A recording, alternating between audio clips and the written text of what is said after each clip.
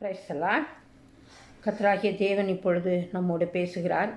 அவர் மத்தேயு 6ஆம் அதிகாரம் 31ஆம் வசனத்திலே, ஆகையால் என்னத்தை உண்போம், என்னத்தை குடிப்போம், என்னத்தை உடுப்போம் என்று கவலைப்படாதிருங்கள். இவைகளையெல்லாம் அஞ்ஞானிகளாய் நாடி தேடுகிறார்கள். இவைகளெல்லாம் உங்களுக்கு வேண்டியவைகள் என்று உங்கள் பரமபிதா அறிந்திருக்கிறார். ஆகையால் கர்த்தர் இன்று பேசுகிற வார்த்தை, கவலைப்படாதிருங்கள்.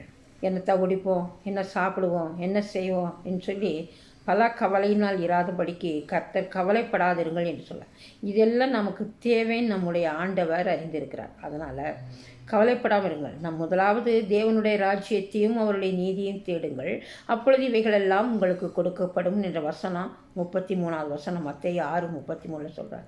அதனால் தேவனுடைய ராஜ்யத்தையும் நீதியையும் தேடுங்கள். கர்த்தரை அனுதினம் தேடும் பொழுது கர்த்தர் நம்முடைய எல்லா தேவையும் சந்திக்க வல்லமையுள்ளவராய். அதனால் கர்த்தருடைய ராஜ்யத்தை தேடணும், அவர் நீதியை தேடணும். அதனால் கர்த்தருடைய ராஜ்யத்தின் நீதியை தேடுகிற ஜனங்களுக்கு கர்த்தர் உண்மையுள்ளவராக இருந்து நம்முடைய சகல தேவைகளையும் சந்திக்க வல்லமையுள்ள தேவனாக இருக்கிறார். அதனால் கர்த்தரை மட்டும் தேடுங்க, அவர்கிட்ட ஜெபம் பண்ணுங்க, அவரோட வேத புஸ்தகத்தை வாசிங்க.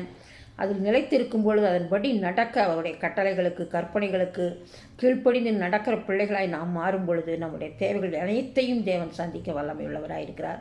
அதனால் எந்த காரியத்தை குறித்து கவலைப்படாமல் கர்த்தரை நம்பி விசுவாசித்திருக்கும் பொழுது நம்முடைய தேவைகள் அனைத்தும் சந்திக்கப்படும்.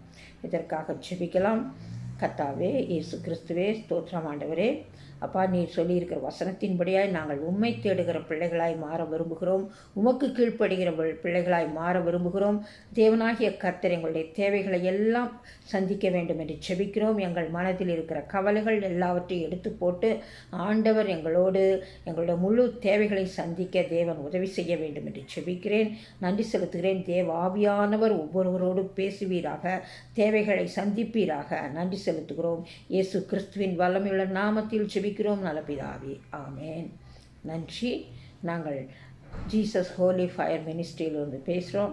ஏதாவது ஜெப தேவை இருந்தால் நீங்கள் தெரியப்படுத்துங்க, நாங்கள் உங்களுக்காக செபிக்கிறோம். கர்த்தர் எல்லாவற்றையும் செய்து கொடுக்க வல்லமையுள்ள தேவனாக இருக்கிறார்.